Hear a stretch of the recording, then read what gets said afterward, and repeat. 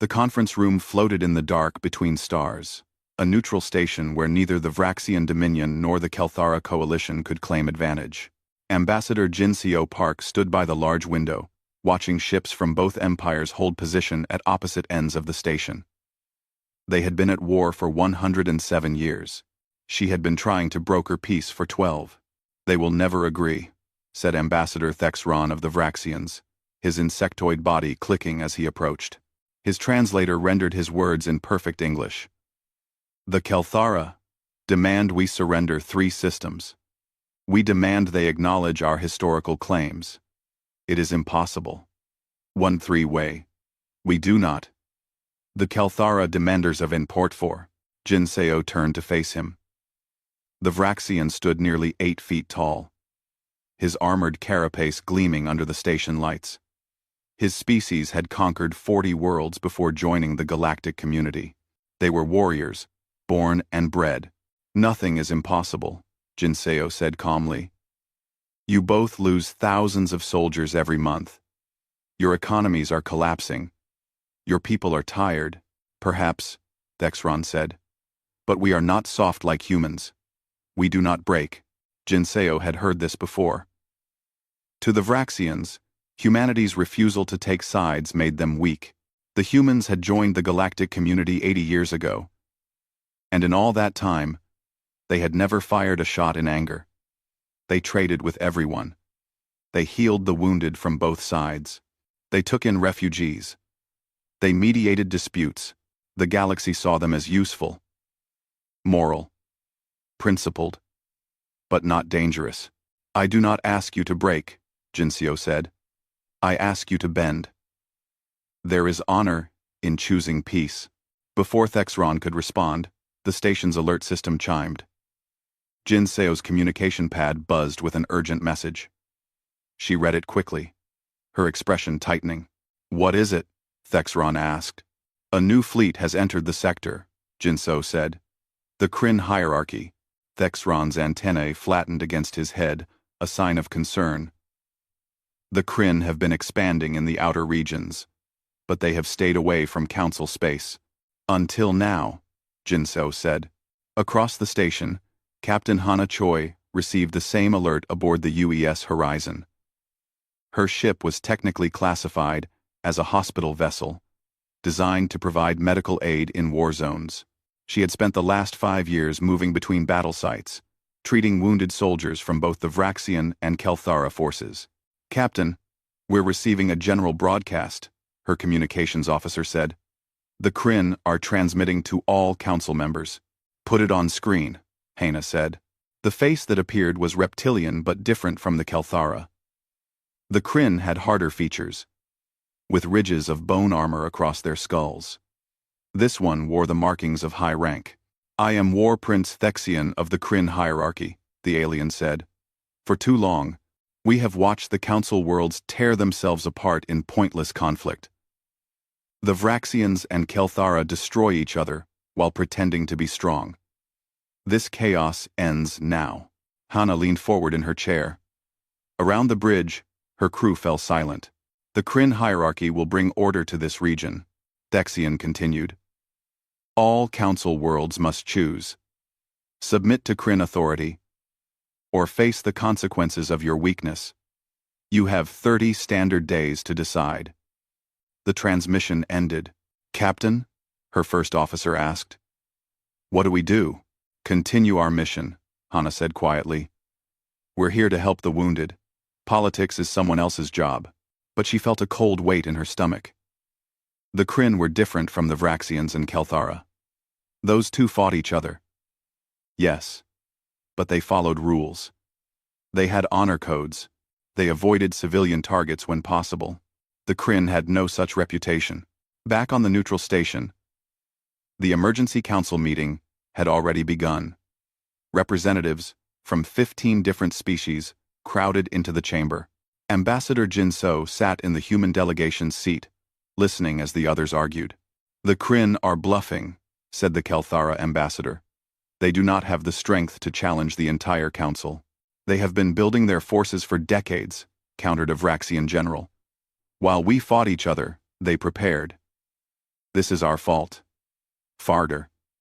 Then perhaps we should negotiate, suggested another delegate. Find out what they really want. Jinseo activated her microphone. The Kryn gave us an ultimatum, not an invitation to talk. They see the council as weak because of the war. They think we will fracture and fall.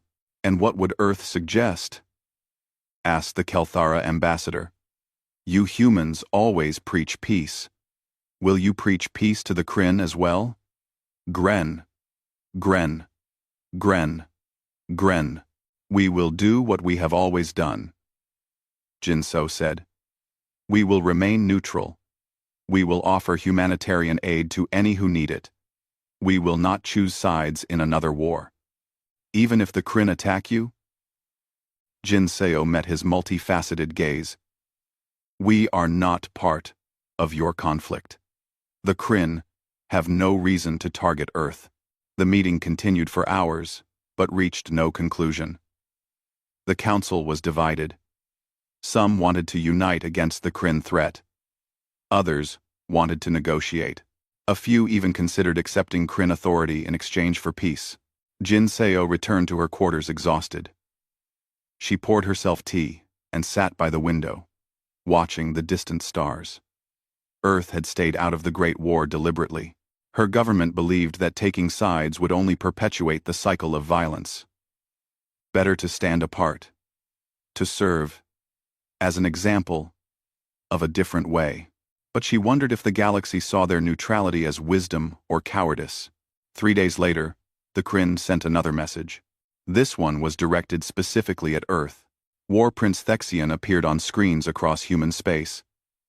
People of Earth, he said, you have built a reputation as peacemakers and healers. The Kryn hierarchy respects your humanitarian efforts. But neutrality is no longer an option. The galaxy is changing. Choose to join us, and your people will be valued members of the new order. Refuse, and you will be treated as enemies. Jinseo watched the broadcast from her office on the station. She immediately sent a message to Earth's government, recommending they maintain their position. The response came quickly. Earth's position remains unchanged, the message read. We do not accept ultimatums. We do not choose sides. We will continue our humanitarian mission regardless of external pressure. When Jinseo transmitted Earth's response to the Council, she saw a mixture of reactions. Some species nodded with approval. Others looked concerned. The Vraxian general simply shook his head. Your people have courage, he said. But courage without strength is just a pleasant way to die. Jinseo wanted to argue, but she stayed quiet. What could she say? Humanity had never fought a major war in galactic space. They had defensive fleets, yes, but nothing compared to the military forces of the Vraxians or Kelthara. On paper, they were exactly what the galaxy thought. Peaceful, principled, and ultimately, harmless.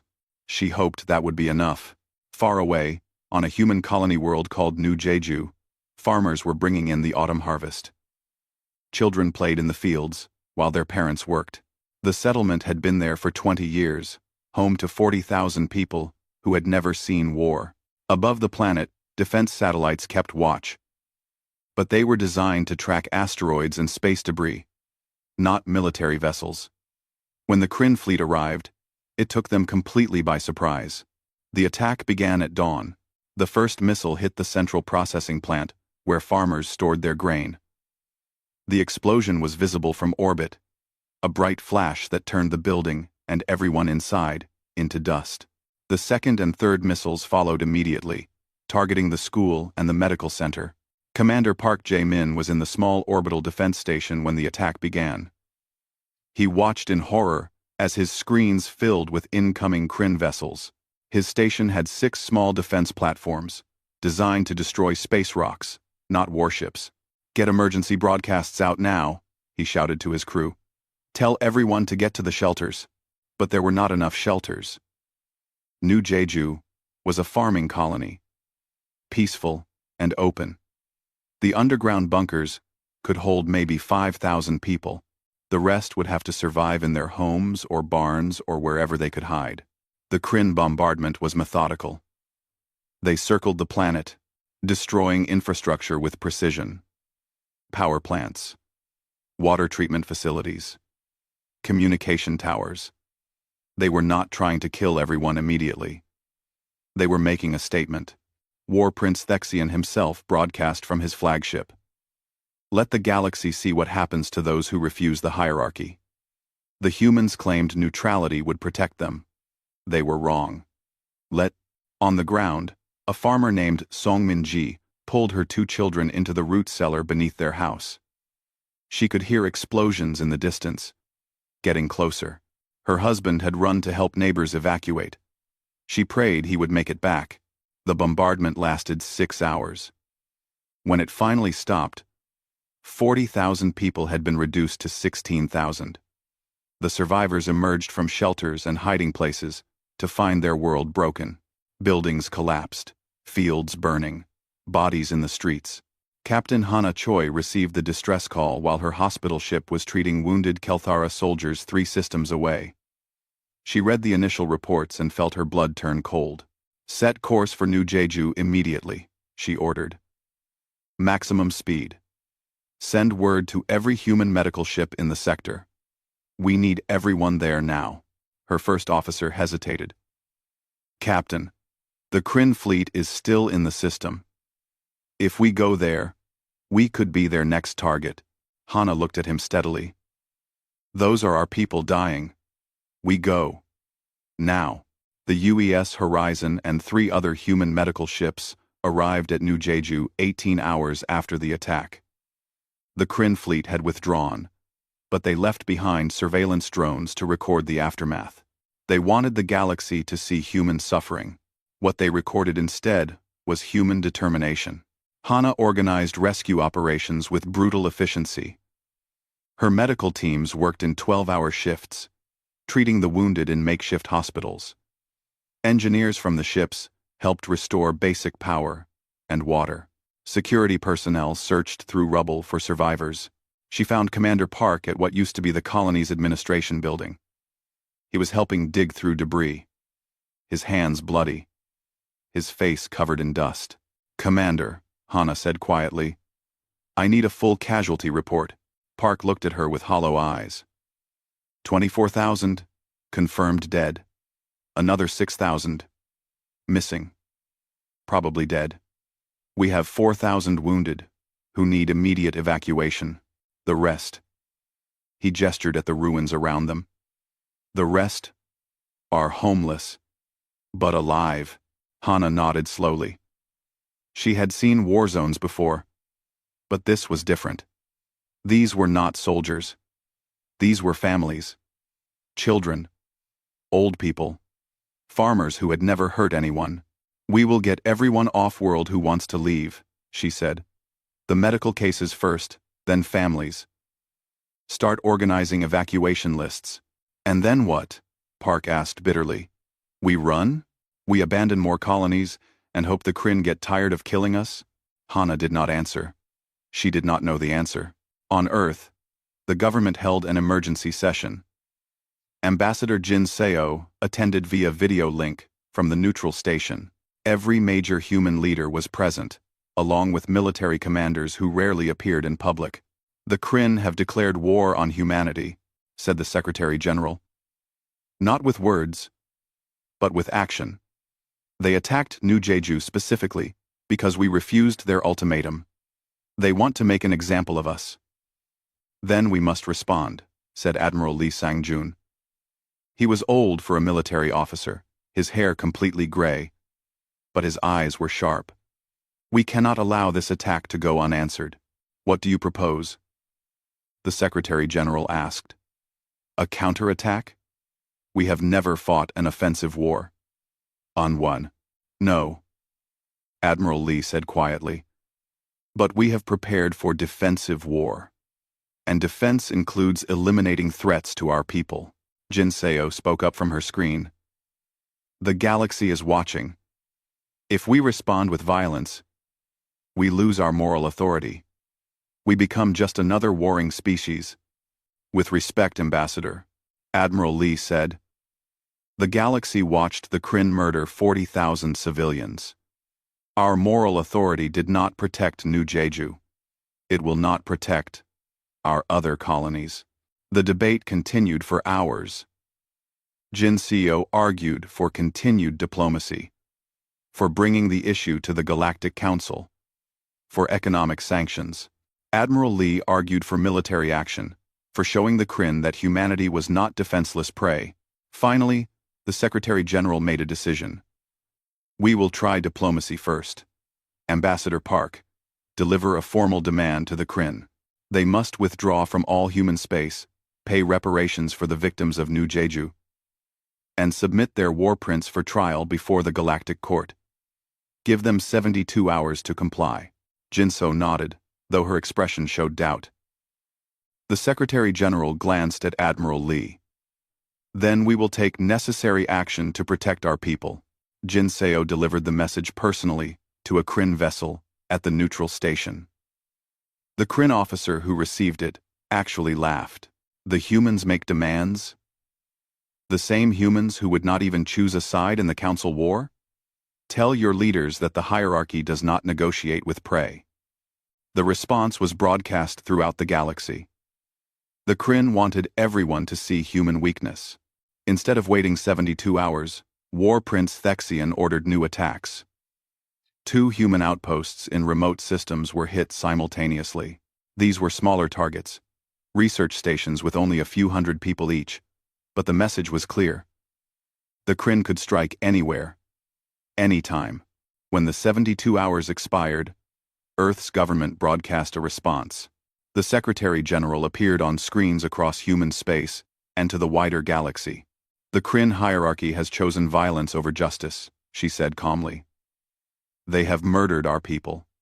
They have mocked our attempts at peace. They have demonstrated that they understand only strength. Very well. We will speak in a language they understand. She paused, and her expression hardened. The Kryn attacked our families. They believed we were weak because we chose peace. They were wrong. Humanity has stayed out of the galactic war not from weakness, but from restraint. That restraint ends today. War Prince Thexian and the Kryn hierarchy will answer for their crimes. The broadcast ended. Across the galaxy, people wondered what humanity could possibly do. The Kryn military was vast and experienced. Earth had never demonstrated any real military power. Most species expected humans would evacuate their colonies and retreat to their home system. They were all about to discover what humanity had been hiding for 80 years. Admiral Lee Sangjun stood on the bridge of the UES Indomitable, a ship the galaxy had never seen before. Around him, dozens of other vessels were powering up systems that had been dormant for decades. Hospital ships reconfigured themselves, revealing hidden weapons. Cargo vessels shed their civilian disguises. Defense stations activated offensive capabilities. The peaceful human fleet was transforming into something the galaxy did not expect. All ships report ready, his operations officer said. Admiral Lee nodded slowly. Then let us show the Kryn what they have awakened. All ships, proceed to target. And may we never have to do this again. The human fleet moved out, heading toward Kryn space. The war had begun. The Kryn military base at Drakon 7 had stood for 30 years. It was a fortress world, home to 50,000 troops and a fleet staging area. The Kryn considered it untouchable, protected by overlapping defense shields and hundreds of weapons platforms.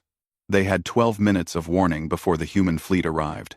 The base commander, General Vex Thor, watched his screens in disbelief as 12 human ships emerged from faster-than-light travel at the edge of his system. They were not the hospital ships or cargo vessels the galaxy knew. These were sleek warships, bristling with weapons, moving with perfect coordination. Raise shields, Vex Thor ordered. Scramble all fighters. Send word to War Prince Thexian that the humans are attacking. Sir, his sensor officer said nervously. Those human ships, their energy signatures are far beyond what we estimated. They are reading as heavy cruisers, possibly battleships. Impossible, Vex Thor said. Human ships are defensive platforms at best. He was still saying that when the first human missiles hit, they were not like Kryn missiles or Vraxian torpedoes. They moved faster, maneuvered sharper, and their warheads punched through shields that should have stopped them.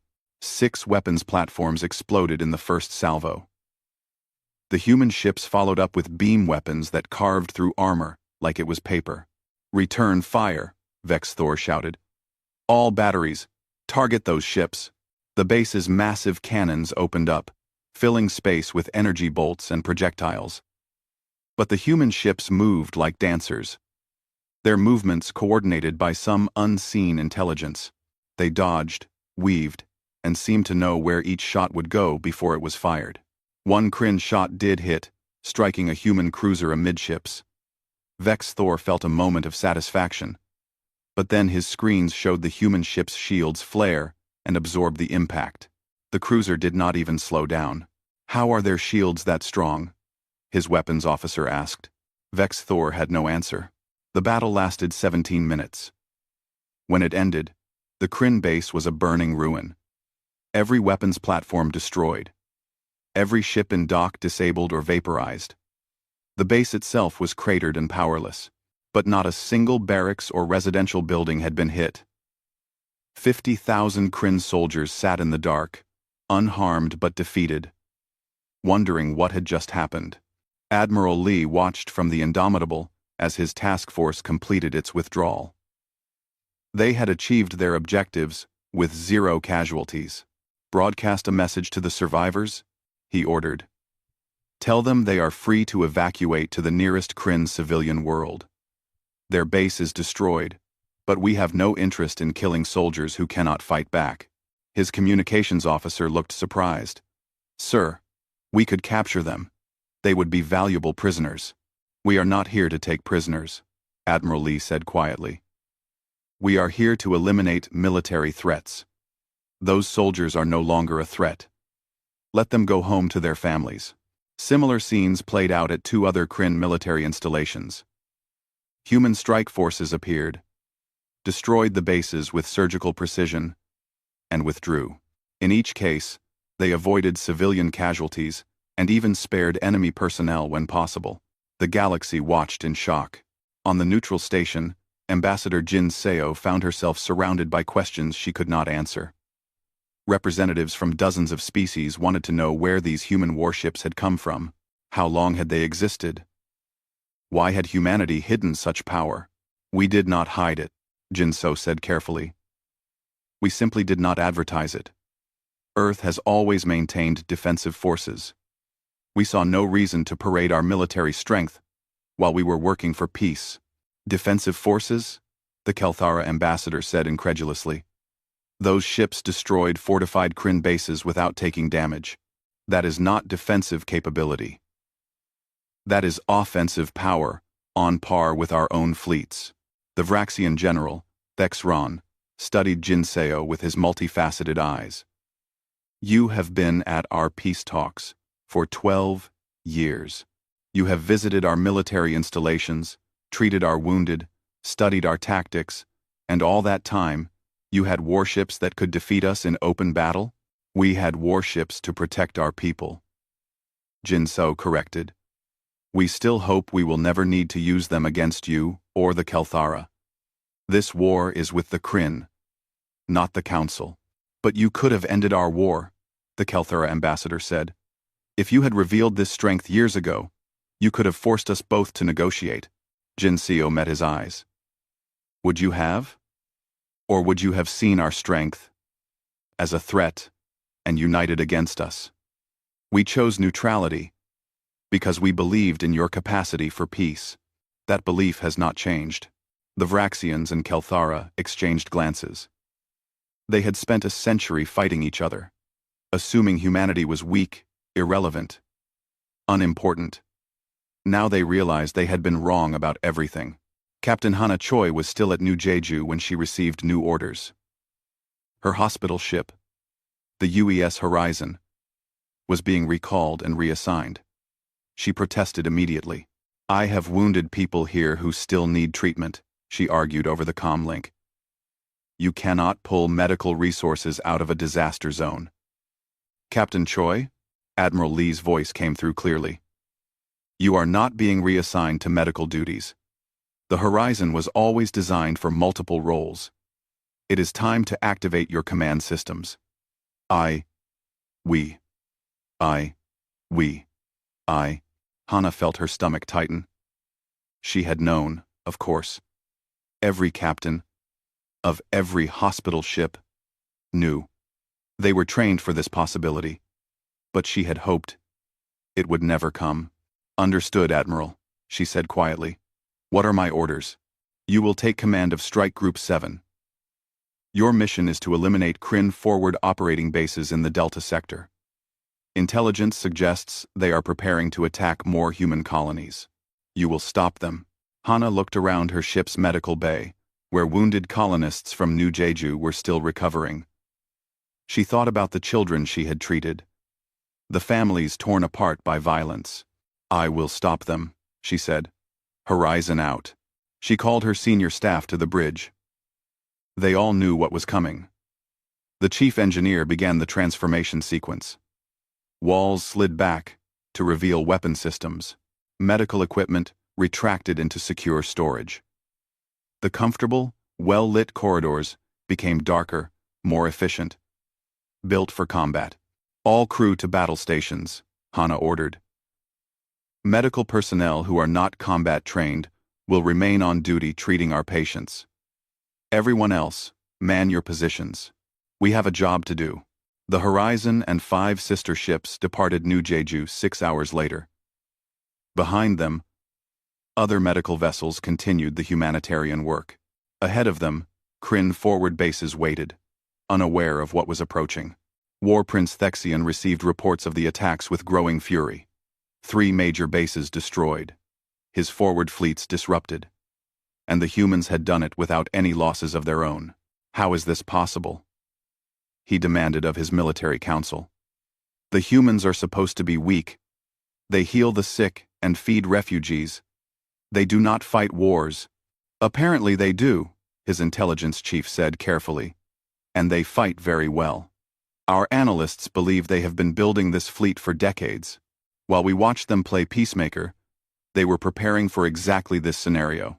Then we will show them the cost of war, Thexian snarled.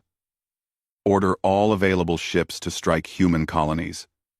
Not military targets. Civilian targets. If they want war, we will give them war. His intelligence chief hesitated.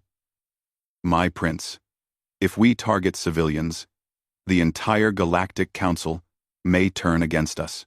The Council is weak and divided, Thexian said. They will do nothing. And the humans will learn that their fancy warships cannot be everywhere at once. We will make them choose between protecting their military assets or saving their people. The orders went out. Kryn fleets began moving toward populated human worlds, targeting colonies far from military bases. It was a calculated strategy. Force the humans to spread their forces thin, then strike where they were vulnerable. But Thexian had made a critical mistake.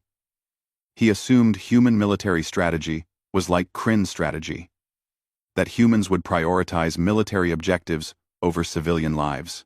He was about to learn otherwise. Captain Hana Choi's strike group intercepted the Kryn fleet heading toward the human colony of New Bergen 3 days after leaving New Jeju. The Kryn had 25 warships. Hana had 6. They outnumber us 4-1, her tactical officer reported. Recommend we call for reinforcements. No time, Hana said. New Bergen has 2 million people and minimal defenses.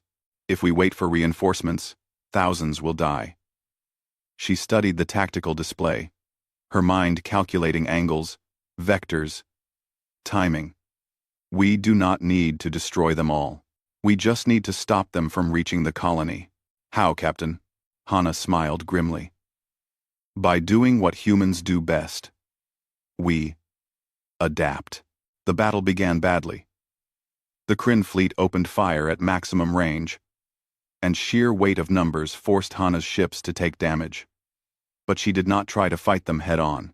Instead, she used Newbergen's own orbital infrastructure as cover, forcing the Kryn to choose between shooting at her ships or avoiding civilian installations.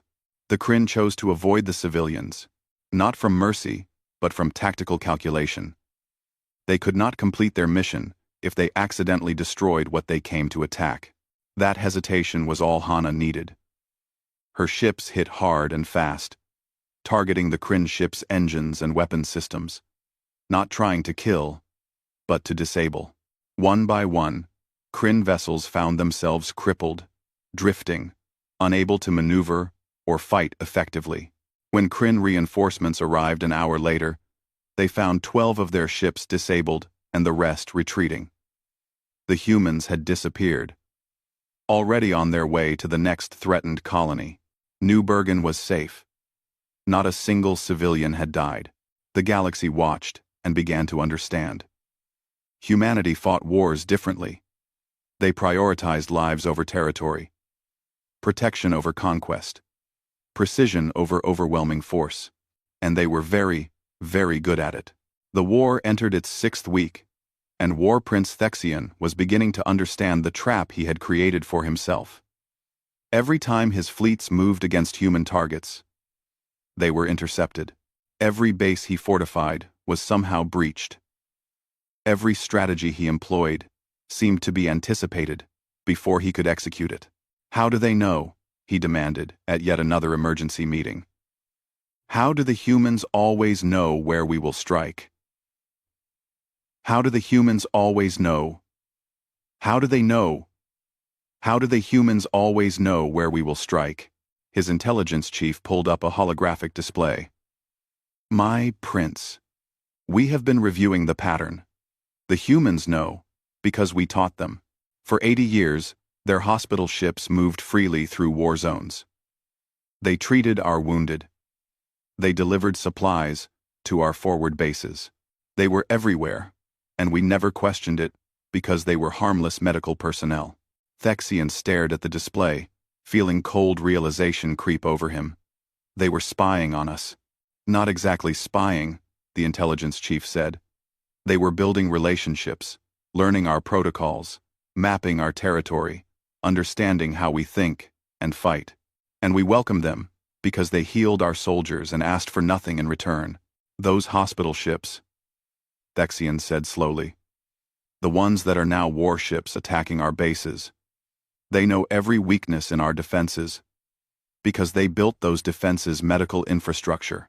They know our communication protocols because they coordinated with our fleet operations for rescue missions. Yes, my prince. The humans prepared for this war by becoming indispensable to everyone else's wars. They learned by helping. 81. Thexian swept the holographic display aside with a violent gesture. Then, we changed tactics. No more military targets, no more bases.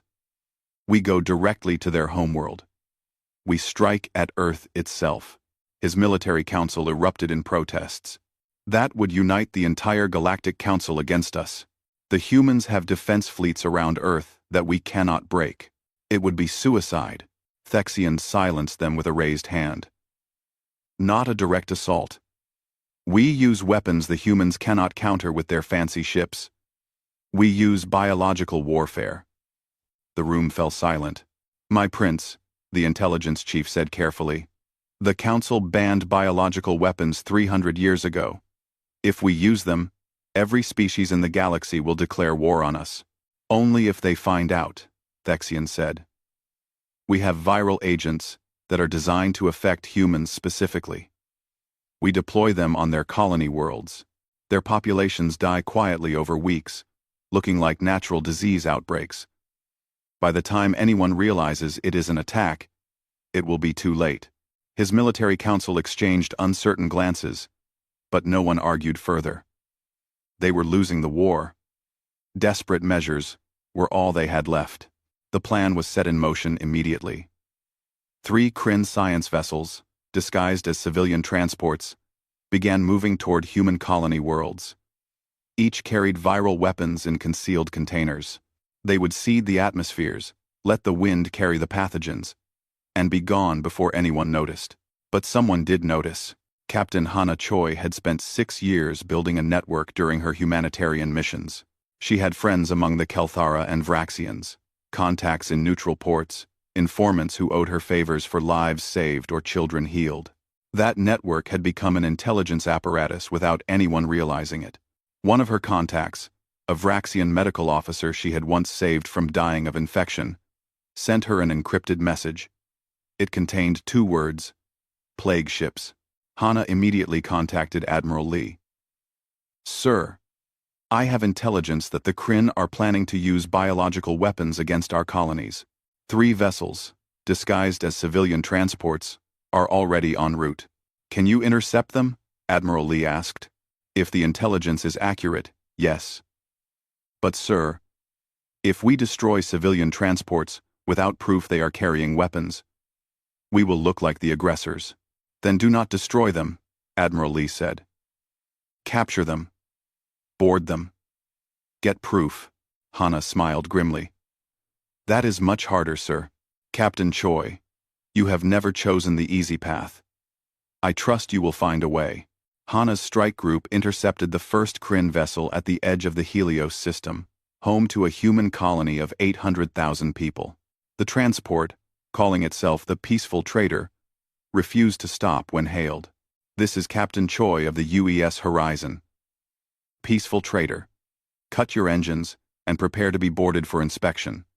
We have credible intelligence that you may be carrying illegal weapons." "This is an outrage," the Kryn captain responded. "We are a civilian vessel protected by Galactic Council law. You have no right to board us." "You are approaching a human colony during wartime," Hana said calmly. "That gives us every right. Cut your engines now, or we will disable them for you."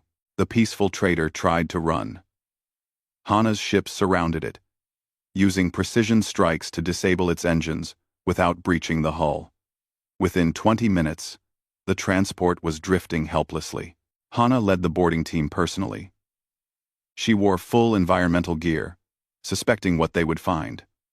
Her team moved through the ship methodically, finding the crew locked in their quarters. Terrified. "We are not going to hurt you," Hana told them through her suit's translator. "But we need to search your cargo holds." What they found made her blood run cold. Canisters of biological agents, each labeled with deployment instructions. Viral weapons designed to spread through human populations, causing hemorrhagic fever that would kill within days. "Document everything," Hana ordered. "Full video, all serial numbers, all instructions. The galaxy needs to see this." She broadcast the evidence immediately. Every news outlet, every council member, every species in the galaxy received footage of Kryn biological weapons being loaded into atmospheric dispersal systems. The images were undeniable. The reaction was immediate and severe. The Galactic Council convened an emergency session. Even the Vraxians and Kelthara, who had fought each other for a century, stood united in condemning the Kryn. Biological warfare crossed a line that no one could ignore. "The Kryn hierarchy has forfeited any claim to civilized treatment," the Council declared. "They are hereby expelled from the Council and declared enemies of all member species. Any assistance to the Kryn government will be considered an act of war." Our War Prince Thexian watched his empire crumble. 3 more plague ships were intercepted and captured. Kryn trade was blockaded. Kryn allies abandoned them. Kryn colonies began surrendering to human forces rather than face their own leadership's desperation. But Thexian was not finished. If he was going to fall, he would take as many humans with him as possible. "We make our stand at the homeworld," he announced. "Bring all remaining fleets to Kryn Prime. Fortify every city. Place our civilians where the humans cannot avoid them. If they want to destroy us, they will have to kill everyone." His military council, what was left of it, stared at him in horror. "My prince," his intelligence chief said, "you are talking about using our own people as shields. That is madness. That is survival," Thexian said coldly. "The humans claim they fight to protect civilians. Let us see how true that is when our civilians stand between them and victory." Admiral Lee received reports of the Kryn strategy and called a meeting of his senior commanders.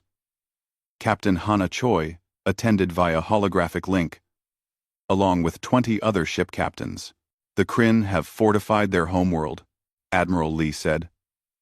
They have placed military installations inside civilian population centers.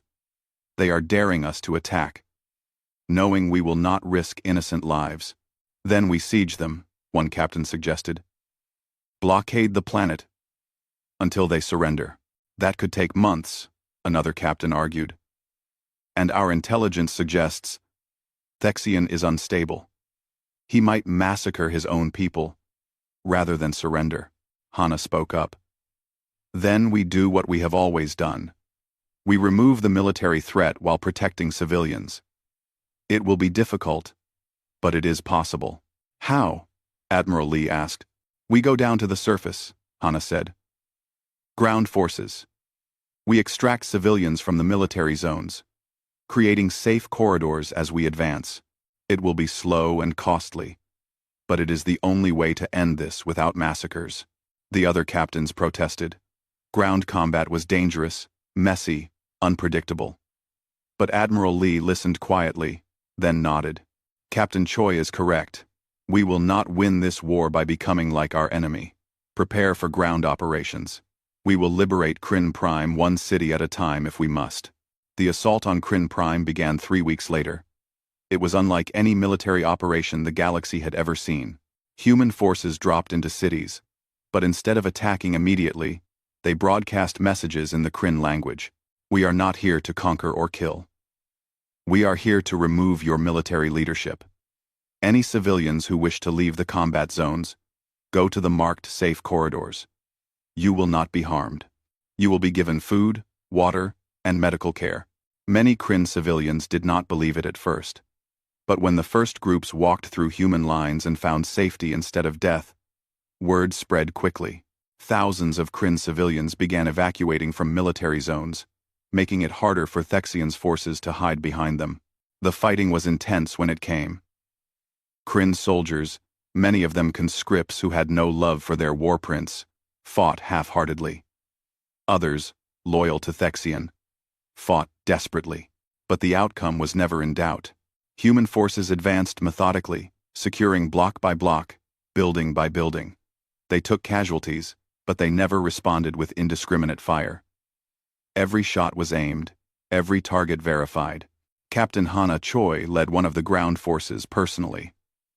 She moved through a Kryn city, her team protecting civilians while engaging military targets.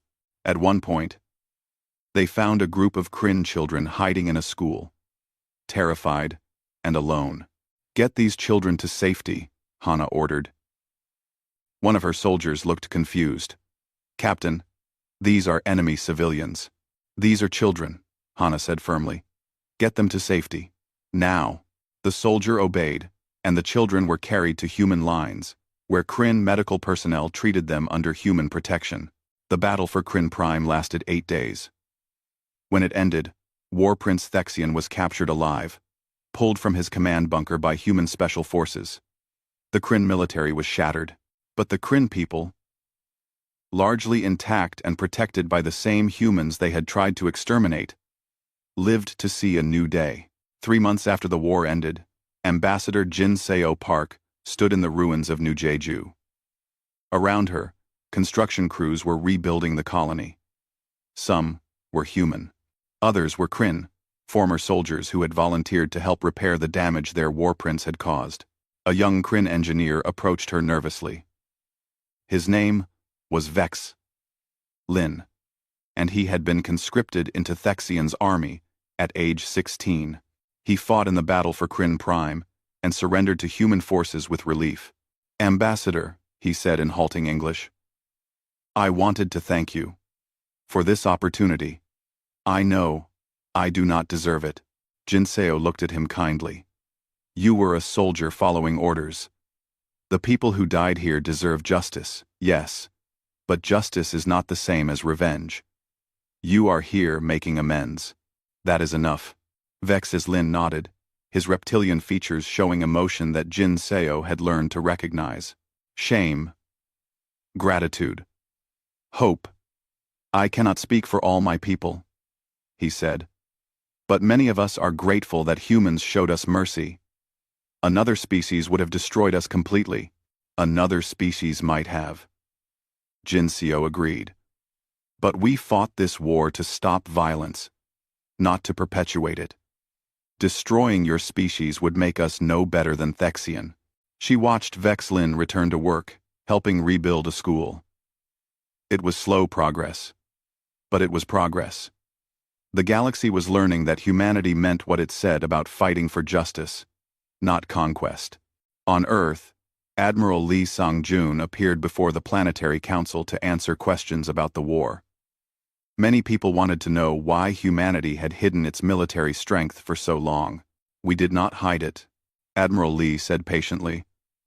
We simply did not advertise it. Every species knew we had defensive fleets. They assumed defensive meant weak. That was their mistake, not our deception. But why not reveal our strength earlier? A council member asked. We could have prevented the Vraxian-Kelthara war from lasting so long. Could we? Admiral Lee asked. Or would we have just become another target? Another faction for them to fight? We stayed neutral because we believed peace was possible. We proved that belief was correct. At the cost of 40,000 lives on New Jeju, another council member said bitterly. Admiral Lee's expression hardened. Yes, at that terrible cost. I think about those people every day. I will think about them for the rest of my life. But I also think about the millions who would have died if we had entered the Galactic War decades ago. Sometimes the moral choice is not clear. Sometimes we can only choose between bad options and worse ones. The questioning continued for hours. But in the end, the Council approved Admiral Lee's decisions. Earth's military would remain strong, but it would return to defensive posture. Half the battle fleet was being decommissioned, converted back to civilian use. We showed the galaxy what we could do, Admiral Lee told his staff afterward. Now we show them that we only use that power when absolutely necessary. That is how we rebuild trust. At the neutral station, now renamed Unity Station, Ambassador Jinseo hosted an unprecedented meeting. Representatives from the Vraxian Dominion and the Kelthara Coalition sat across from each other, with Jinseo between them. It was the first serious peace talk they had held in 30 years. Gentlemen, Jinseo began. You have fought each other for 107 years. Millions have died. Your economies are devastated. Your people are exhausted. And now you have both seen what real war looks like when fought by a species with no restraint. The Kryn nearly used biological weapons that would have killed billions. Is that the future you want for your people? The Vraxian general, Thexron, shifted uncomfortably. The Kelthara started this war by... The Vraxian Raxian. The Kelthara started this war. I do not care who started it, Jinseo interrupted. I care about who will end it. Both of you have honor. Both of you have brave soldiers and suffering civilians. Both of you have legitimate grievances. But none of that matters anymore. What matters is whether you are wise enough to choose peace. The Kelthara ambassador spoke up. The humans have shown us something we did not expect. They demonstrated military power beyond anything we imagined. They could have used that power to dominate the galaxy. Instead, they used it to protect civilians and rebuild destroyed worlds. That is not weakness. That is strength we do not understand. It is strength born from restraint. Thexron said slowly. The humans could have destroyed the Kryn completely. They chose not to. They could have stayed out of the war and let us all destroy each other. They chose to intervene only when civilians were threatened. He looked at Jinseo. You tried to teach us this for 12 years. We did not listen. You are listening now, Jinseo said. That is what matters. Your war ends today if you are willing to compromise. Both of you withdraw from the disputed systems. They become neutral zones, administered by the Council. Neither of you wins, but neither of you loses. Most importantly, The dying stops. The negotiations took 3 more weeks. But in the end, both sides agreed. The century-long war between the Vraxians and Kelthara ended not with victory or defeat, but with mutual acknowledgement that continuing was pointless. When the peace treaty was signed, Jinseo allowed herself a moment of satisfaction. Then she got back to work. Peace treaties were just paper. Making peace real took much more effort. Captain Hana Choi returned to humanitarian work. But the galaxy treated her differently now. Her hospital ship, the Horizon, was famous. She had commanded it in battle and in mercy, proving they were not contradictory roles. She visited Kryn Prime regularly, overseeing medical programs that helped the planet recover from years of Thexian's tyranny. Many Kryn still feared humans, but more were grateful. One day, a Kryn mother brought her child to Hana's clinic. The child had been injured during the battle for the capital city. "You saved my daughter's life." "During the fighting," the mother said, "human soldiers found her in the rubble and carried her to safety. Why? Why would you risk your lives for enemy children?" Hana knelt beside the child, checking her healing injuries with practiced efficiency. "Because she is not an enemy. She is a child. That is all that matters." The mother's eyes filled with tears. "Thexian told us humans were monsters, that you would kill us all. But you are not monsters. You are better than we deserve." "We are not better," Hana said gently. "We simply remember what war costs. We have fought them before, long ago, before we joined the galaxy. We learned that winning a war means nothing if you lose your humanity in the process."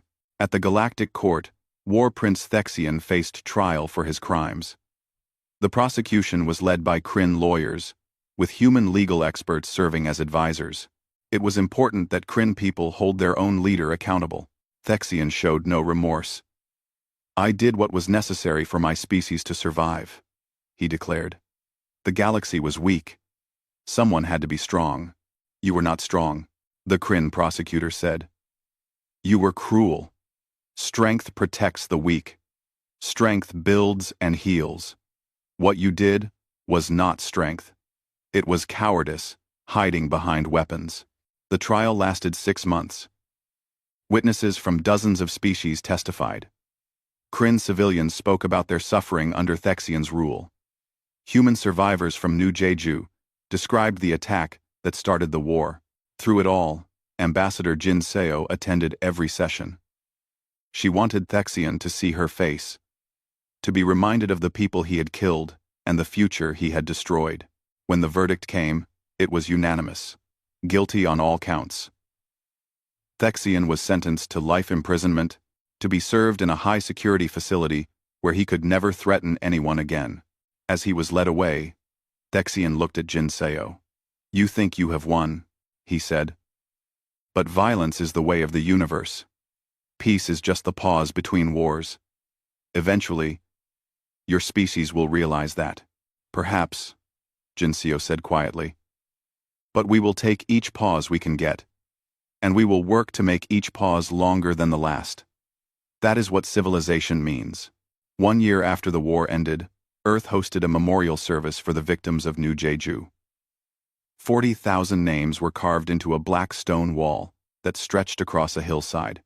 Representatives from every species in the galaxy attended, including Kryn diplomats from the new democratic government. Admiral Lee Sang-jun spoke at the ceremony. He was retiring from military service, having decided that younger officers should lead humanity's defense forces. "We remember these names," he said, his voice carrying across the crowd. "We remember them not to fuel hatred, but to remind ourselves why peace is worth fighting for. The people of New Jeju died because someone believed violence was the solution to every problem. They were wrong. Violence ended the immediate threat.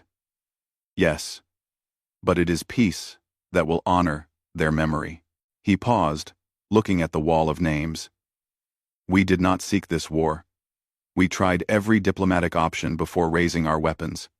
When we did fight, we fought to protect, not to conquer. We showed the galaxy that humanity's greatest strength is not our weapons or our ships. It is our refusal to become what we fight against. Captain Hana Choi stood in the crowd, listening. Beside her stood Vex Lin, the young Kryn engineer, and a dozen other former Kryn soldiers who had come to pay their respects. They wore simple clothes, not uniforms, and they had brought flowers to place at the memorial. "Thank you for coming," Hana told them quietly.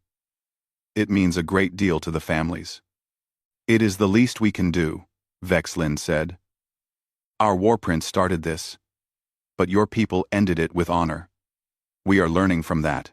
Ambassador Jin Seo delivered the closing speech.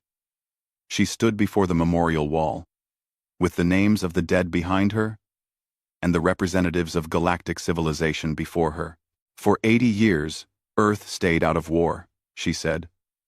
"We watched empires fight, and we tried to heal the wounds they created. We believed that peace was always the answer. Then the Kryn attacked us, and we learned that sometimes peace requires strength. But we also learned that strength without mercy is just another form of tyranny." She gestured to the Kryn delegation. "The people who attacked us are not here today, but their children are. The next generation who will build a better future. That is what we fought for. Not revenge, not conquest, but the chance for tomorrow to be better than yesterday." Jin Seo looked up at the stars, visible in the afternoon sky. "The galaxy is watching Earth. They wonder if we will become another military power, conquering and dominating. We will not. We showed our strength once, when we had no choice. Now, we return to our work of healing and building. But the galaxy knows, and we know, that we will never be helpless again. And that knowledge, that certainty of protection, is what allows peace to grow." The ceremony ended with silence. 40,000 names on a wall. A promise that they would be remembered. A commitment that their deaths would not be meaningless. As the crowd dispersed, Jin Seo remained standing before the memorial. She placed her hand on the cool stone, feeling the carved letters under her fingers. "We stayed out of war as long as we could," she whispered. "And when we could not stay out anymore, we fought with honor. I hope that is enough. I hope we never have to do it again." Behind her, the sun set over Earth, painting the sky in shades of orange and gold. Tomorrow would come, as it always did, and humanity would face it the same way they had faced everything else. With hope tempered by hard-won wisdom and strength softened by compassion. The galaxy had learned what happened when the wrong foe challenged Earth. Now they would learn what happened when Earth returned to peace.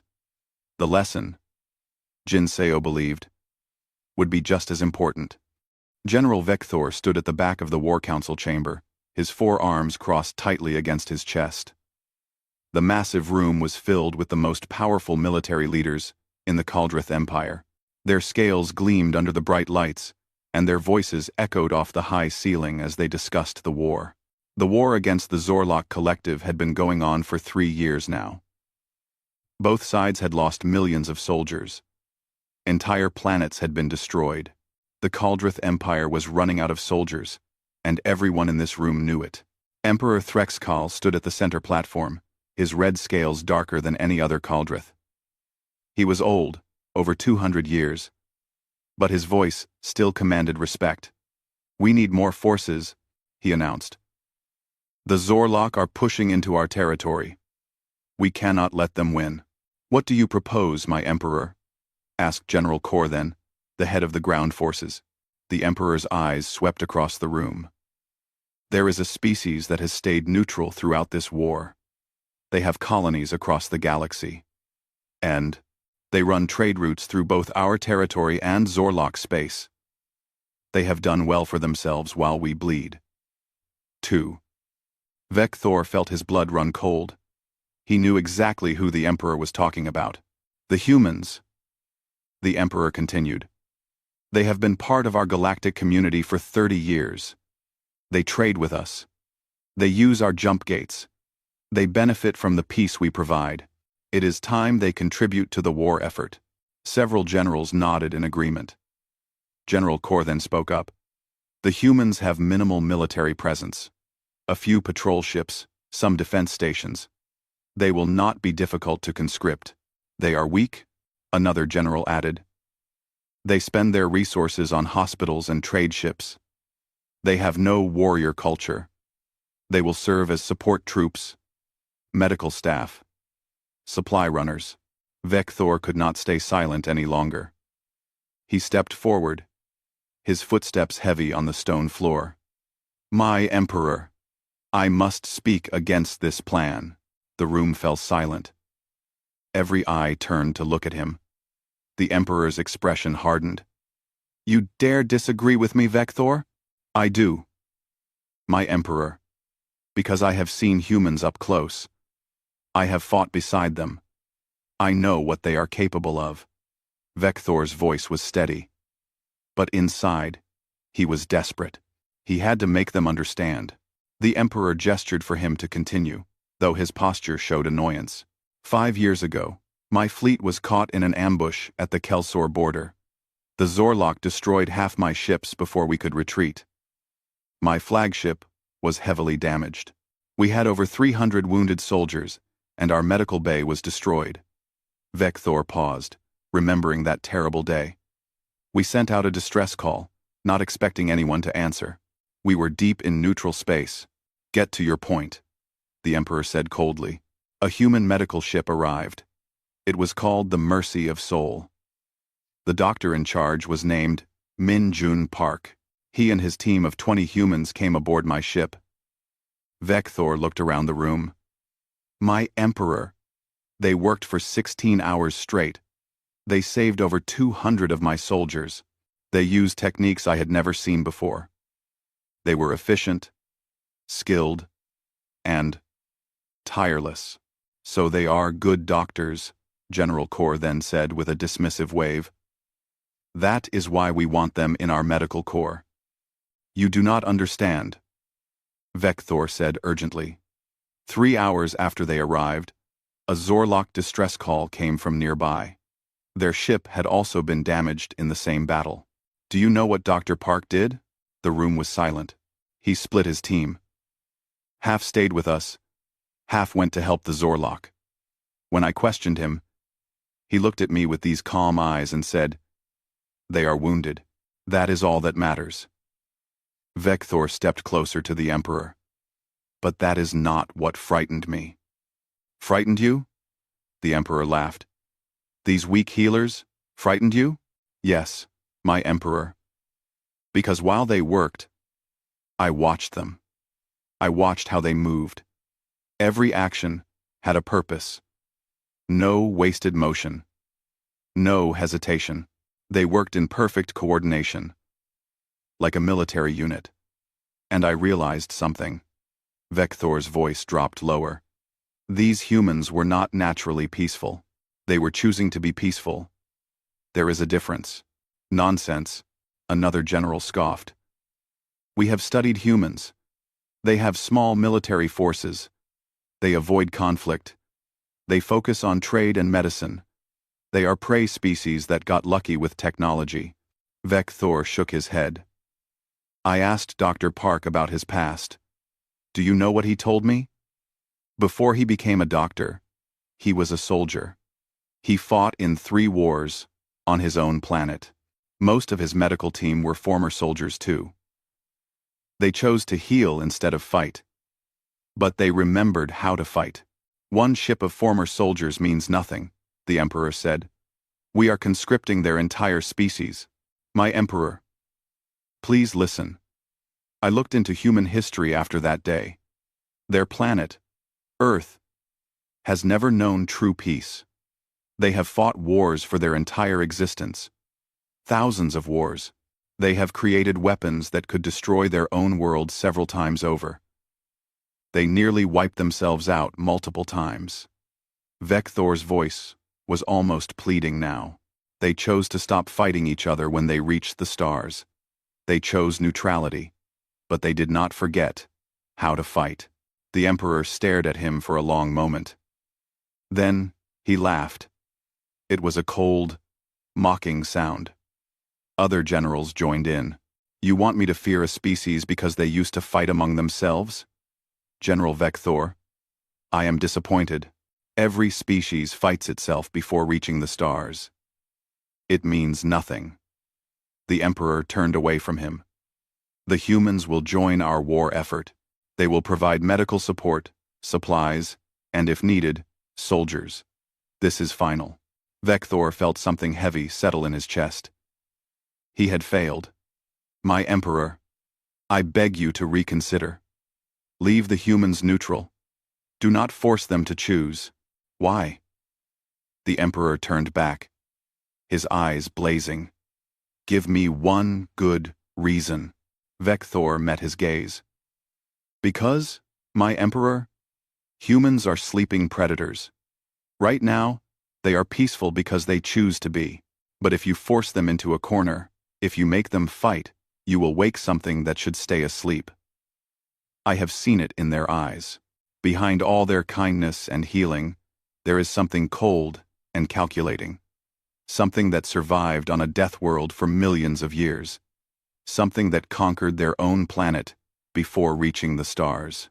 The room was silent for a moment. Then the Emperor spoke, his voice final and absolute. Your warning is noted and dismissed. The humans will join us, or they will be declared enemies of the Empire.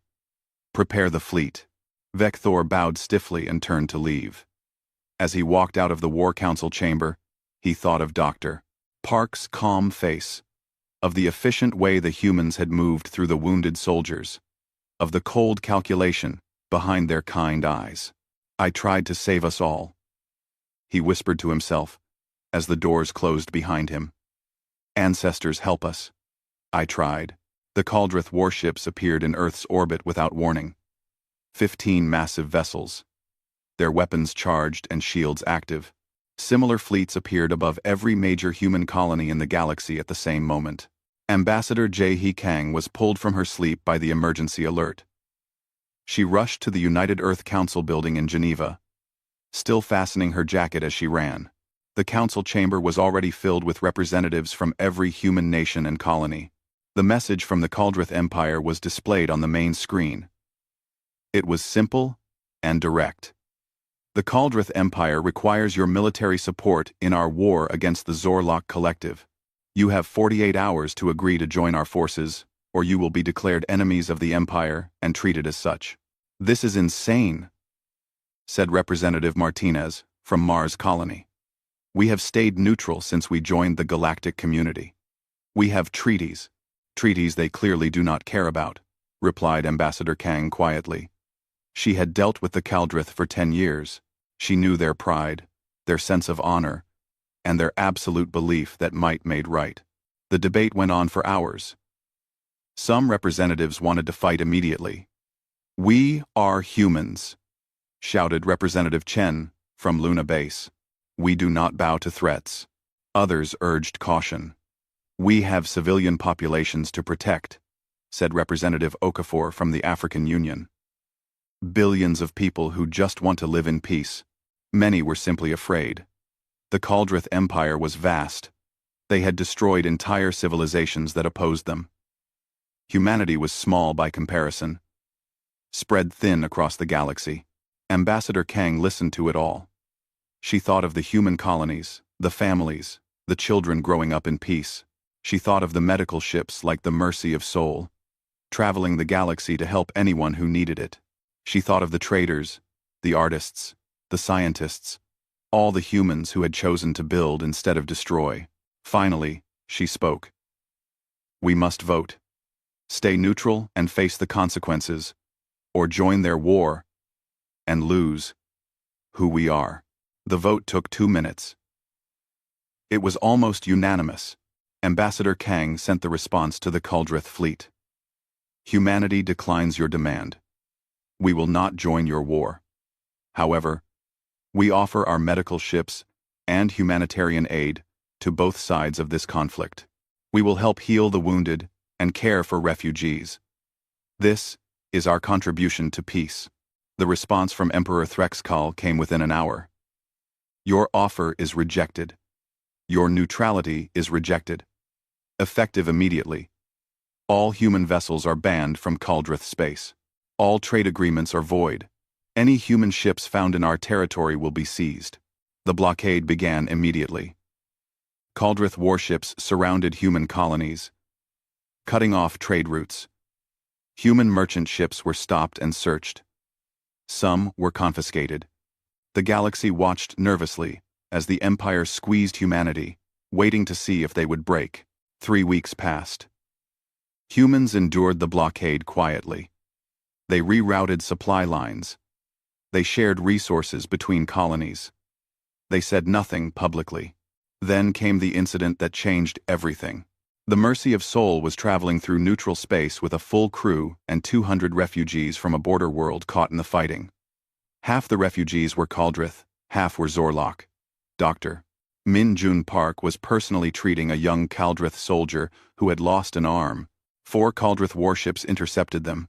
"Human vessel, you are in violation of Imperial law," came the message. "Surrender your ship," Dr. Park responded calmly. "We are a hospital ship. We have wounded aboard, including Caldrith citizens. We are in neutral space. We have broken no laws. You harbor Zorlok. That makes you an enemy. Prepare to be boarded. We are a medical vessel. We are protected under galactic law. The transmission cut off. The Caldrith ships opened fire. The Mercy of Sol had no weapons. No shields. It was a pure medical vessel, marked with the universal symbols of healing. The attack lasted 40 seconds. There were no survivors. The news reached Earth 6 hours later. Ambassador Kang watched the footage from a nearby monitoring satellite. She watched the hospital ship try to turn away. She watched the weapons fire tear through its hull. She watched it break apart, scattering bodies and medical supplies into the void. She watched Dr. Park's ship die. And with it, 20 crew members and 200 refugees who had trusted humans to keep them safe. The footage went out to every human colony, every human ship, every human home. Billions of people watched Dr. Park die for the crime of healing the wounded. Something changed in humanity that day. Ambassador Kang felt it herself. A cold fury that settled deep in her chest. She saw it in the eyes of the council members. She heard it in the silence that fell across Earth. The United Earth Council met again. This time, there was no debate. No arguments. No fear. "They killed healers," said Representative Chen, his voice flat and cold. "They killed refugees, under our protection. They killed people who only wanted to help." "Protocol 7, said someone in the back of the chamber. Ambassador Kang felt her heart skip.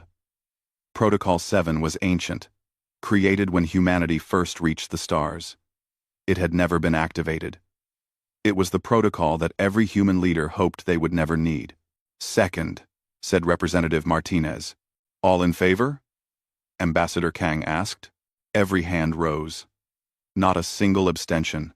Protocol 7 was activated across human space simultaneously. On Earth, in Luna Base, on Mars Colony, on every station and settlement and ship, the message went out in 100 languages. Humanity has been attacked. Peacekeepers have been murdered. Refugees under our protection have been slaughtered. We did not choose this path. We beg to be left alone. But we will not die quietly. Protocol 7 is active. All citizens, report to your designated stations. All reserves, report for duty. All hidden assets, activate now. Across the galaxy, human colonies began to change. The peaceful trading station Harmony's Rest retracted its docking arms to reveal weapons batteries. The civilian cargo ship Merchant's Pride deployed fighter wings from hidden bays. The mining colony on Kepler 442b activated defense shields that should not have existed. Humanity had maintained its military readiness in secret for 30 years. They had hoped never to use it. They had chosen peace, chosen neutrality, chosen to be healers and builders. But they had never forgotten how to fight. General Vecthor received the intelligence reports in his quarters.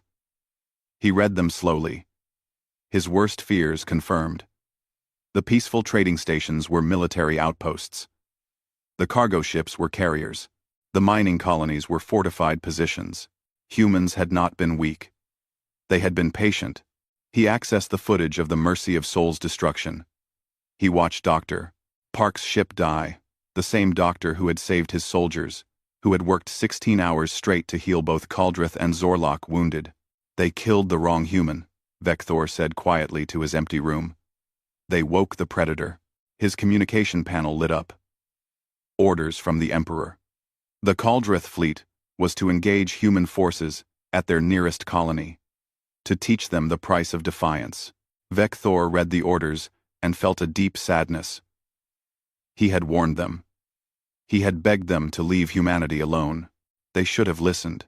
Admiral Song Hae-jin stood on the bridge of the UES Indomitable, watching the Kaldrith fleet approach New Havana colony, 12 Kaldrith warships against what they thought was a defenseless mining operation. They were about to learn the truth. All stations report ready, her tactical officer said calmly. Song Hae-jin had fought in the Pacific War on Earth 30 years ago. She had watched friends die. She had made the hard choices that combat demanded. When humanity reached the stars, she had been relieved. Maybe, she had thought, the fighting was finally over.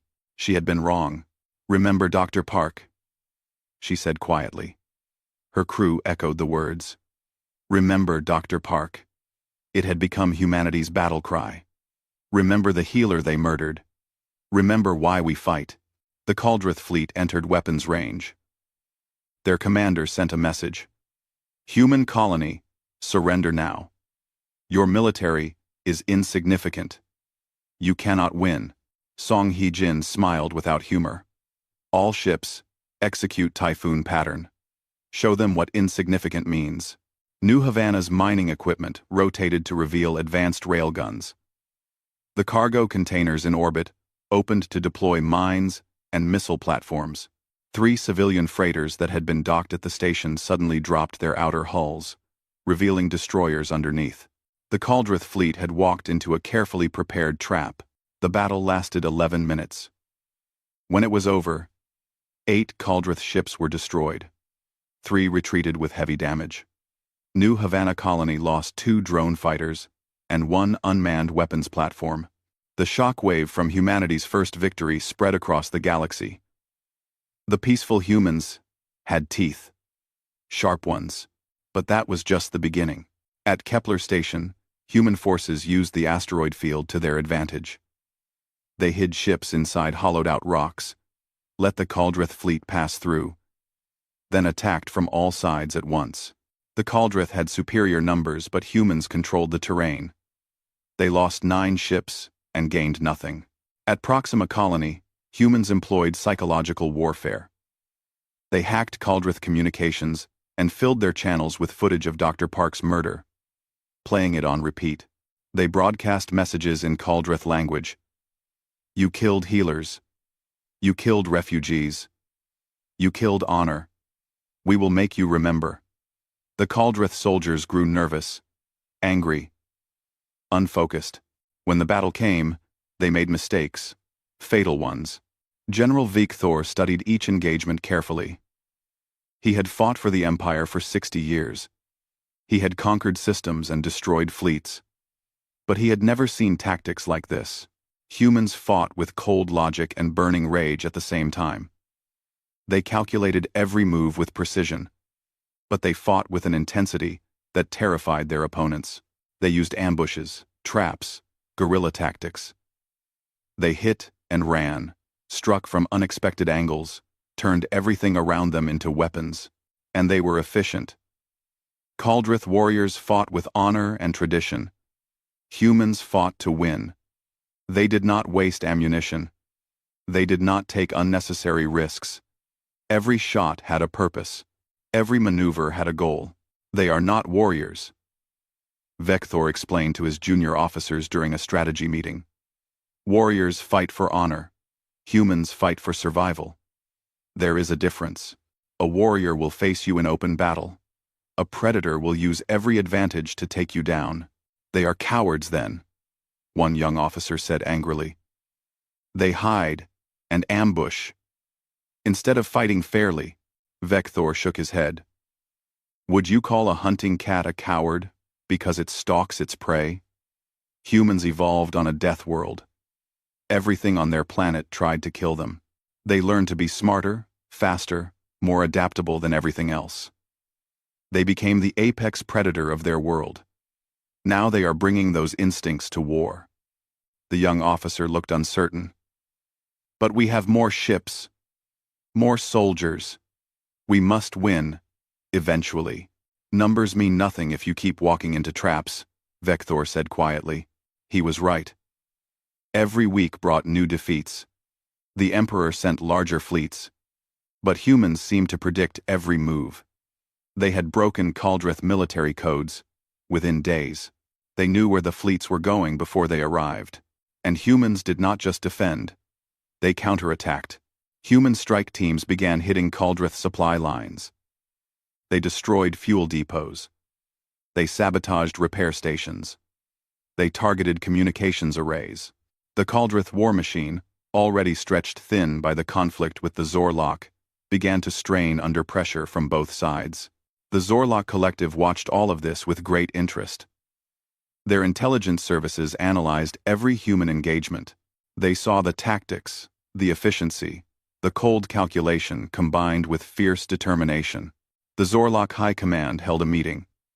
Should we attack human positions while they are distracted? One commander suggested. No, said the first counselor, her crystalline body reflecting the starlight.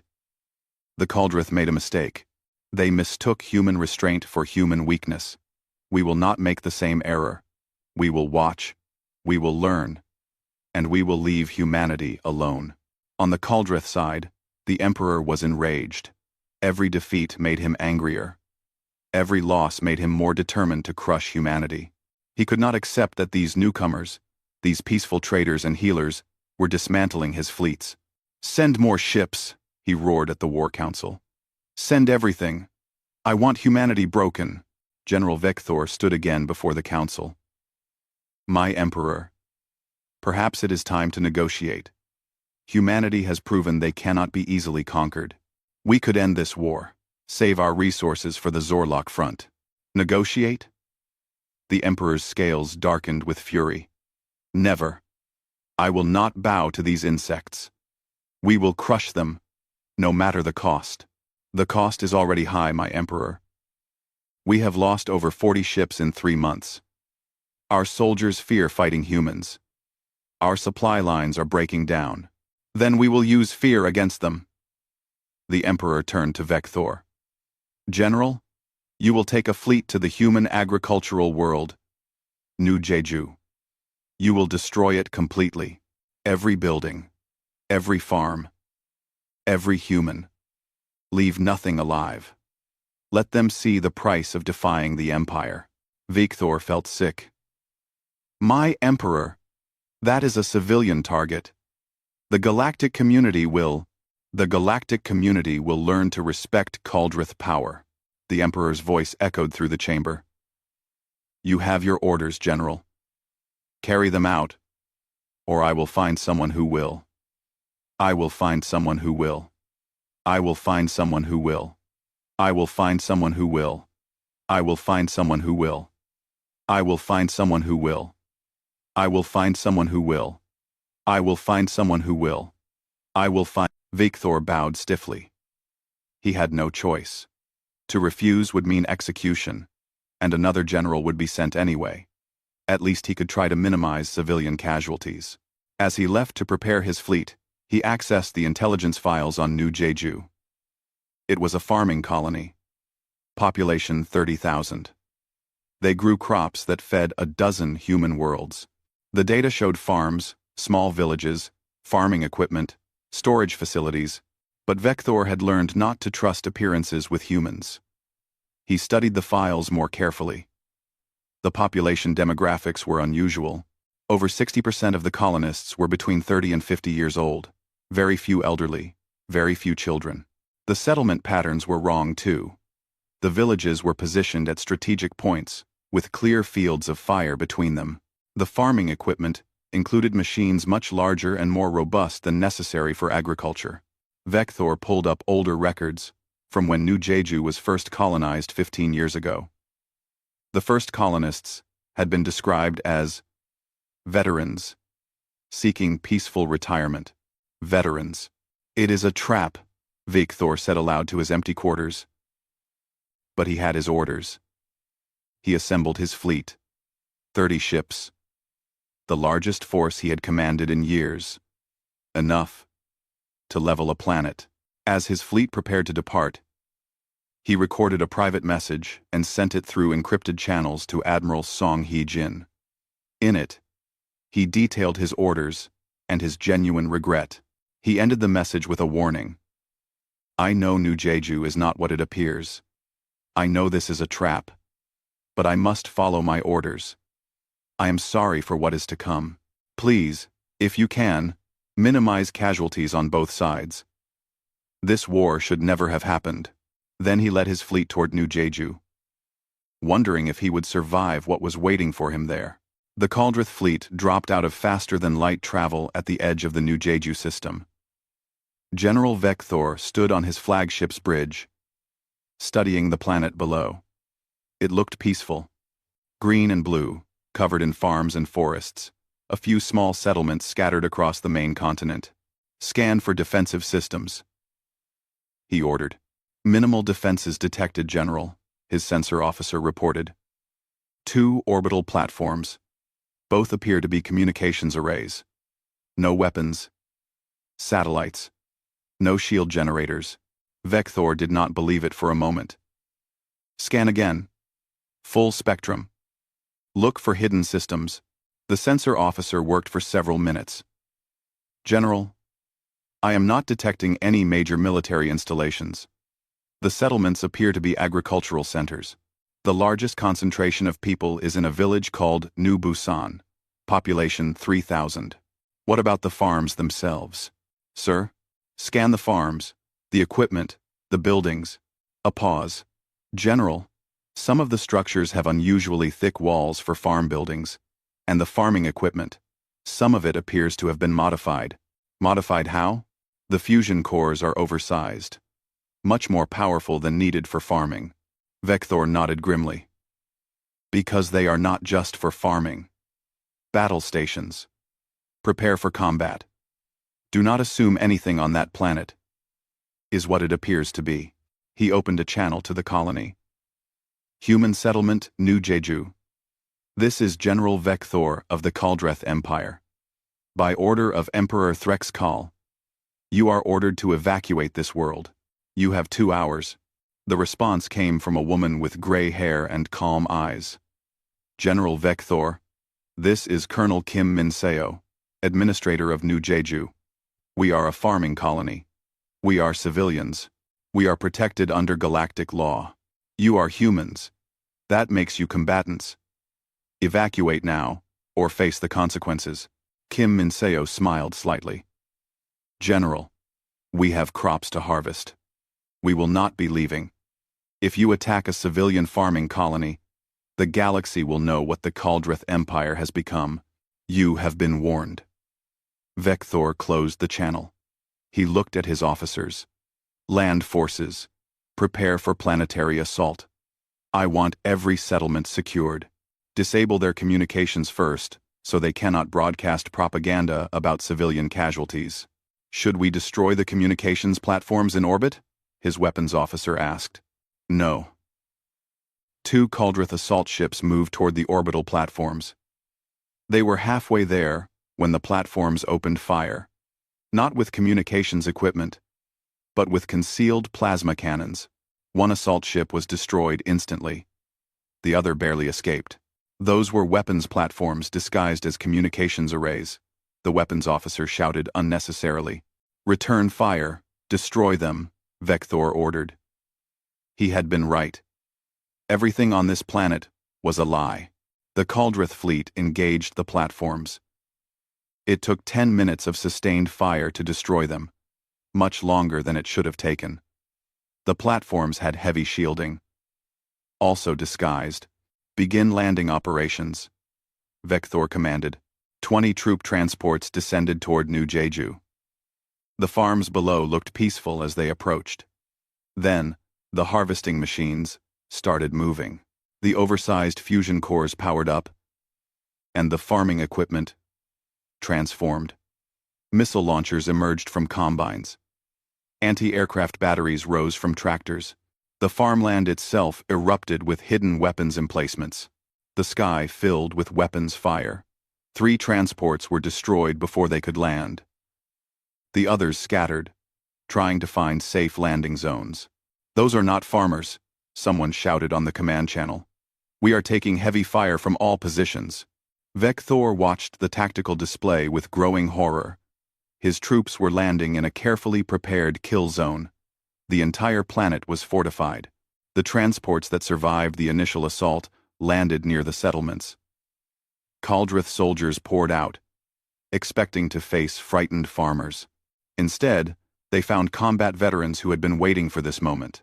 The human farmers moved with military precision. They knew every field, every hill, every building. They had practiced defending their land for years. And they were not just defending, they were hunting. Vector listened to the combat reports. "Squad 7 is pinned down. They are using the livestock as cover." "What?" "Sir. They herded their cattle between our position and theirs. We cannot fire without hitting the animals, but they can fire through the gaps." Another report. "The barns are fortified bunkers. We cannot breach them with standard weapons." And another. "They collapsed an irrigation tunnel under our advance. Half the platoon fell in. Now they are firing down at us." The human farmers were using everything. They turned their crops into concealment. They used their knowledge of local weather patterns to attack during rainstorms that disrupted Kaldrith sensors. They even weaponized their farm animals, driving herds of large creatures toward Kaldrith positions to create chaos. Colonel Kim Min Seo's voice came over the open channel, broadcast to both sides. "General Vector, you wanted to see if farmers could fight? We are not just farmers. We are veterans of Earth's Pacific War, the Mars Rebellion, and the Titan conflict. We came here to retire peacefully. You took that peace from us. Now you will learn why we survived those wars." In orbit, the space battle was going no better. The Kaldrith fleet had superior numbers, but human ships were using the planet's asteroid belt and the debris from destroyed satellites to devastating effect. They would strike fast, then disappear into the rocks. They used the planet's gravity well to slingshot around, coming at the Kaldrith ships from unexpected angles. Admiral Song Hee-jin commanded the human forces from her ship, hidden inside a hollowed asteroid. She had received Vector's warning message. She knew he was not like the other Kaldrith, that he genuinely wanted to minimize casualties, but she also knew he would follow his orders. "Focus fire on their support vessels," she commanded. "Disable. Do not destroy if possible. They are soldiers, following orders." Her tactical officer looked surprised. "Admiral, we have them at a disadvantage. We could eliminate the fleet." 3. Y. C. Ender. "We are not murderers," Song Hee-jin said firmly. "We disable their ships and let the crews survive.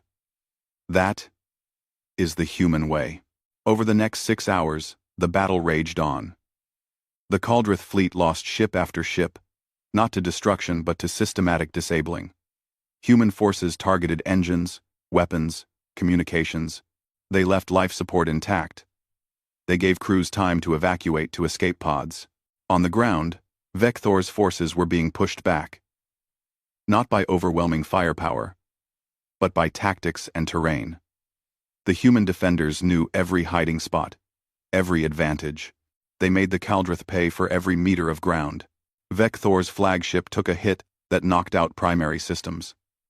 "General, we need to retreat," his second-in-command shouted.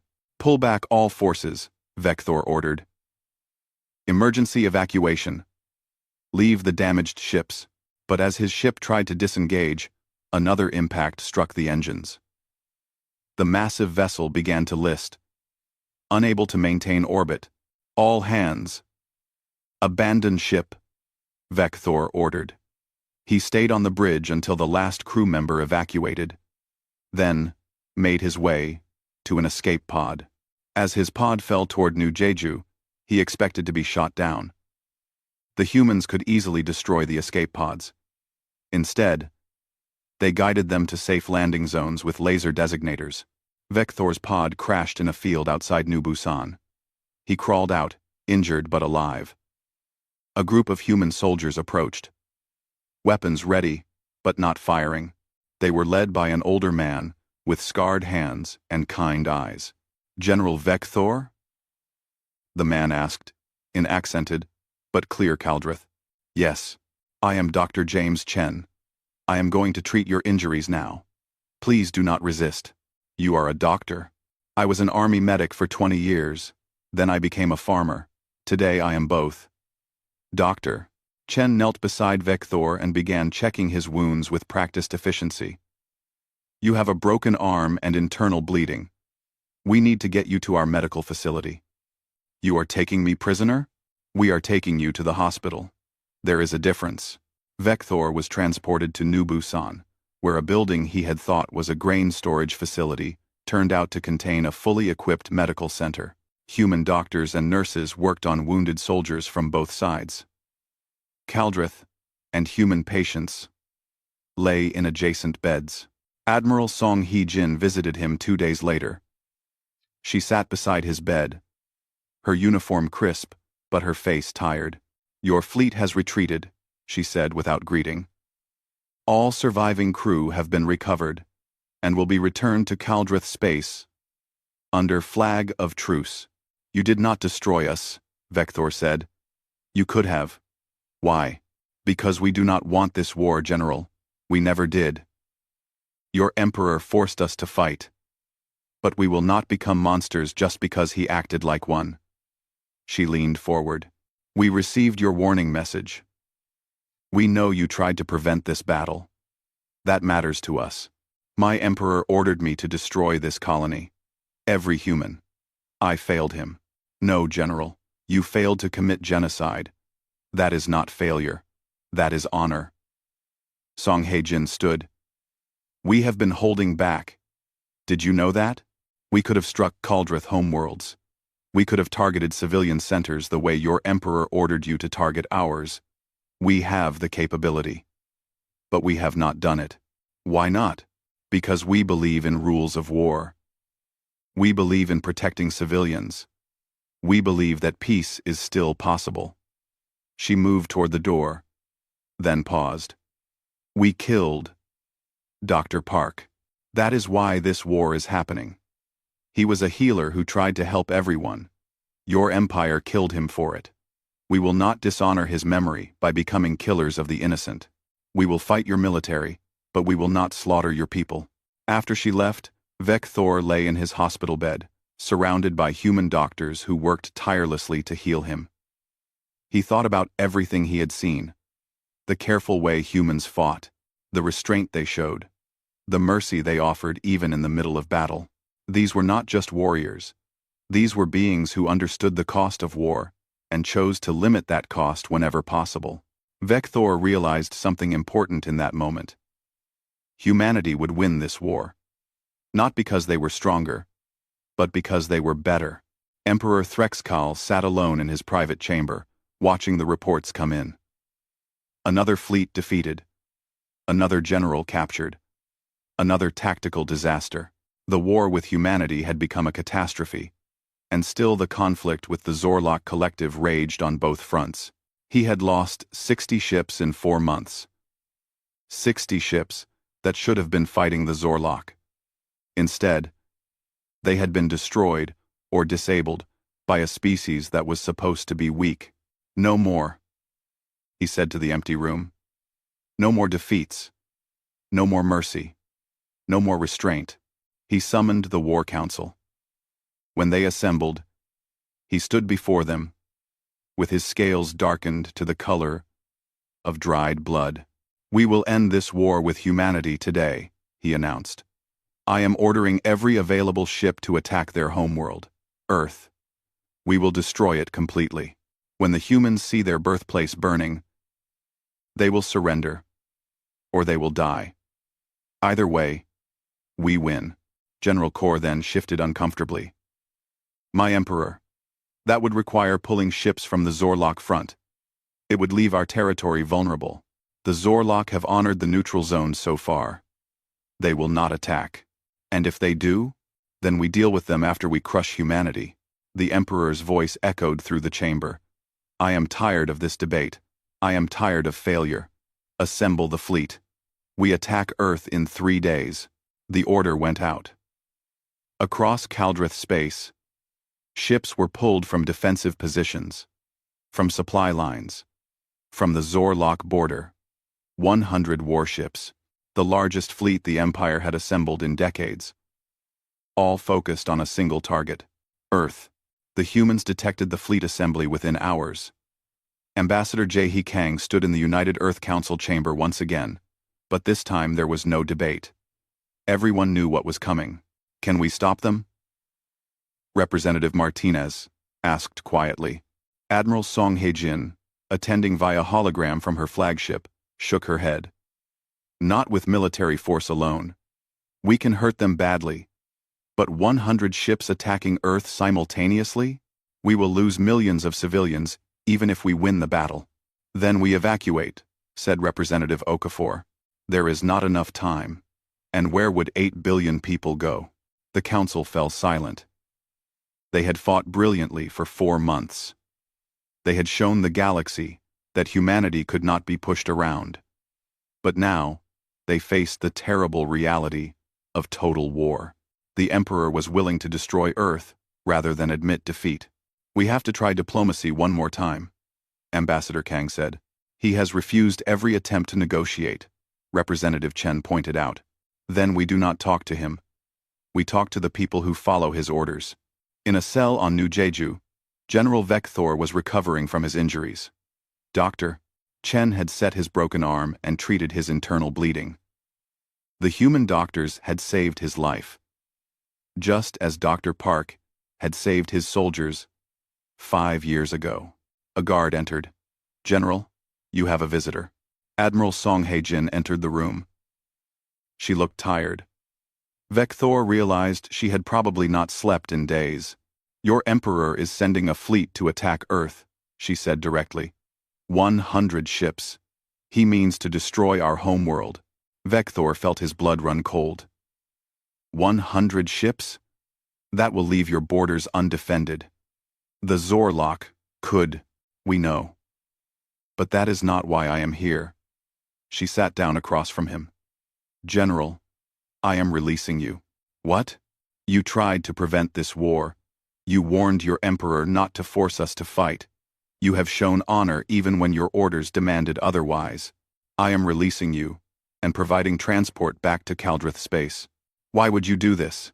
"I am a valuable prisoner, because I believe you are a good person caught in a bad situation. And because I want you to carry a message to your people."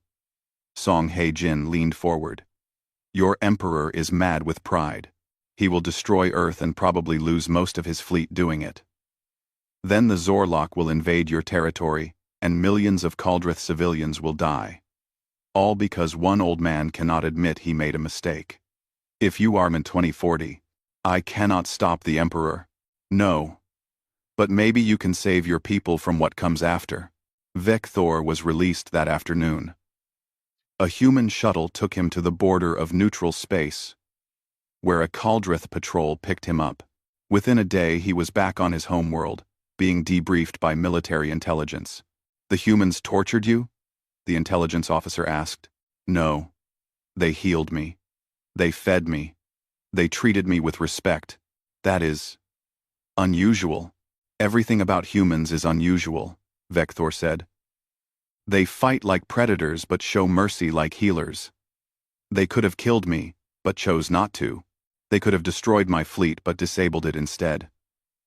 They could have struck our civilian centers, but focused only on military targets." The intelligence officer looked uncomfortable. The Emperor wants you to join the assault on Earth. Of course he does. Vector stood, his arm still in a cast. When does the fleet depart? Tomorrow morning. That night. Vector did something he had never done in 60 years of service. He sent encrypted messages to every ship commander in the assault fleet. He sent them the truth about humanity. He sent them footage of human mercy. He sent them the tactical reports, showing how humanity had held back, showing how they could have caused massive Kaldrith casualties, but chose not to. He ended each message the same way. We are about to attack the homeworld of a species that has shown us mercy. They did not want this war. They begged to be left neutral. We forced them to fight, and when they fought with honor. If we destroy Earth, we become the monsters. If we destroy Earth, the Zorlok will destroy us. There is a third option. Think carefully about which side of history you want to be on. The fleet assembled as ordered. 100 ships. Thousands of soldiers. All prepared to attack Earth and end humanity's resistance forever. Vector stood on his new flagship's bridge as they prepared to jump. He did not know if his messages had reached anyone. He did not know if anyone would listen, even if they had. The fleet entered faster than light travel. When they emerged at the edge of Earth's solar system, they found the human fleet waiting. Fewer ships, maybe 30 warships, and countless civilian vessels that had been armed with whatever weapons humanity could spare. The Kaldrith fleet vastly outnumbered them. It should have been a quick slaughter. Emperor Threx Kal's voice came over the fleet-wide channel. All ships. Attack. Show no mercy. Burn their world. For a moment, nothing happened. Then ship after ship began dropping out of formation. Not running away. Just stopping. Vector held his breath. Then he gave his own order. Navigation. Halt. Advance. Weapons. Power down. Sir? His weapons officer asked in shock. I said power down. We are not attacking today. Across the fleet, other ships were doing the same. 10 ships. 20. 40. 53 ships total. More than half the fleet. Simply refused the Emperor's order. Their commanders sent a joint message, broadcast on all frequencies. We are soldiers of the Kaldreth Empire. We have fought with honor for our people, but we will not destroy a civilization that has shown us mercy. We will not commit genocide. We petition the War Council to remove Emperor Threx Kal from command and open negotiations with humanity. This war was wrong from the beginning. It ends today. The remaining 47 ships loyal to the Emperor attacked. But they were outnumbered now. Human and rebel Kaldrith vessels working together. The battle lasted 3 hours. It was brutal. But the Emperor's forces were defeated. The Emperor himself was arrested by his own guards. The War Council formally removed him from power and appointed a new leader. A younger Kaldrith named Selevex, who had opposed the war from the start. The new Emperor's first act was to contact Ambassador Kang. Humanity, the Kaldrith Empire formally apologizes for the unprovoked war against your people. We seek peace negotiations immediately. The negotiations took 2 weeks. Humanity demanded only 3 things. First, full recognition of human sovereignty and territorial rights. No more interference. No more demands. Humanity would maintain its independence. Second, a mutual defense pact. If either side was attacked by an outside force, the other would help. Humanity had proven they were formidable allies. The Kaldrith would benefit from that alliance, especially with the Zorlok situation still unresolved. Third, a formal apology to the family of Dr. Minjun Park, and a memorial station built in his honor at the location where the Mercy of Soul had been destroyed. The Kaldrith agreed to all terms. 5 years later, General Vector served as the Kaldrith ambassador to Earth. He had retired from military service after the war, unable to continue serving an institution that had caused so much unnecessary suffering. On the anniversary of Dr. Park's death, He traveled to the memorial station with a special guest. Dr. Sujin Park, daughter of the murdered doctor, was now head physician at the Park Memorial Medical Station, a joint human-Caldrith facility that provided free healthcare to any species that needed it. Your father would be proud of this place, Vector said as they walked through the hospital wings. He wanted to heal everyone, regardless of their species or politics. He believed all life was precious, Sujin replied. Her eyes, so much like her father's, were calm and kind. I tried to prevent it, Vector said quietly. I know. My government showed me the intelligence reports. You did everything you could. She stopped walking and looked at him directly. You tried to save both our peoples. That matters. That is why forgiveness was possible. They continued to a large window overlooking a recreational area. Human children and Caldrith cubs played together under the supervision of teachers from both species. The children laughed and chased each other, unaware of the war that had almost destroyed both civilizations. Do you think it could happen again? Sujin asked. Vector watched the children playing. A human girl was teaching a Caldrith cub how to throw a ball. The cub was teaching the girl how to climb using all 4 arms. I think, he said slowly, that this generation will not make our mistakes. They will grow up knowing each other, not as enemies, but as friends. They will remember that we chose peace after experiencing war. They will remember that humans could have destroyed us, but showed mercy instead. And if someone forgets? If another leader tries to start another war? Vector smiled, a gesture he had learned from humans. Then both our peoples will remember what happened when someone tried to force humanity into a corner. We will remember that humans did not want to fight, but when they had to, they fought with both honor and mercy. We will remember the lesson. What lesson? That humanity's greatest strength is not their ability to fight, though that is formidable. Their greatest strength is their ability to choose peace, even after winning a war. They could have taken revenge. They could have demanded reparations that would have crippled our economy. They could have humiliated us. Instead, they asked for recognition, partnership, and a memorial to a healer. Vector looked at Sujin. Your father died trying to save everyone. Humanity honored his memory by saving everyone they could, even their enemies. That is the lesson. Sujin was quiet for a moment. Then she said, The Emperor should have let us stay neutral. Yes. Vector agreed. He should have. But perhaps this outcome, painful as it was, is better. We did not just defeat each other. We learned to respect each other. We built something stronger than neutrality. We built friendship. They stood together watching the children play, 2 beings from different worlds, united by the memory of a war that should never have happened, and a peace that almost did not happen. The memorial station orbited above them, a bright light in the darkness of space. On its hull, in letters visible from the planet below, were engraved the words Dr. Park had lived by. All life is precious. All life deserves healing. All life deserves peace. Humanity had fought a war to protect those principles. And in the end, they had won not by destroying their enemies, but by teaching them a better way.